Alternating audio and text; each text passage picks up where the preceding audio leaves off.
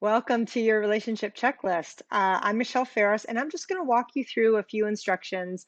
There are written instructions included, but I want to just walk you through some things. So, the purpose of this workbook is to help you assess the health and quality of your relationships. I want you to have some aha moments about who is really providing a lot of support and where are those challenging people for you?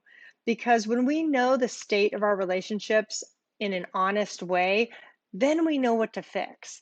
So hopefully by the end of this, you're going to have some aha moments about what areas in your relationships may need repair. Because that's how we start, is to just assess what do they look like right now so that you know where you want to go from here. And we'll talk about next steps at the end. So this is your first checklist. This is the supportive relationships checklist. What I want you to do is write down each person that comes to mind for each trait.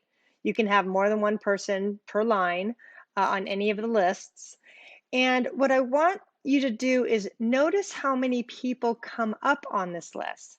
Because if you only have one or two, that might signal that you may want to add more support to your support system.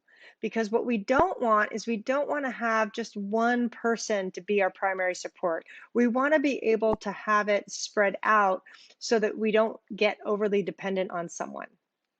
If you're doing your partner on this list and maybe they don't have a lot of these traits, that might spark a conversation where you ask for what you need or what kind of support you would like from them.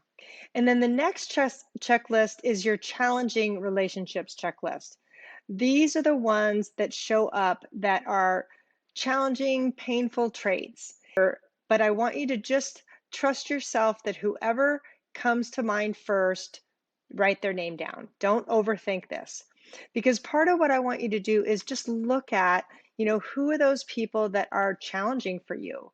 Because if you know that, then you're going to be able to figure out one, do you need to do anything to take care of yourself or possibly set some boundaries with them? Okay. Now, if you have one person that's showing up all over this list, then that may really tell you the health of the relationship, where you might want to consider, how valid is that relationship for you? Do you need to step back? Not necessarily end the relationship, but just step back and protect yourself more and have stronger boundaries. Because part of doing this work is to assess who's good for us and who may not be. To the last checklist, this is your relationships behavior checklist. This is for your behavior. So these are all traits that are healthy. And what I want you to do is just write down which ones apply to you. You can just check them in the checkbox to the left. And if there aren't a lot on this list that you can check off, don't worry about it. That is totally fine.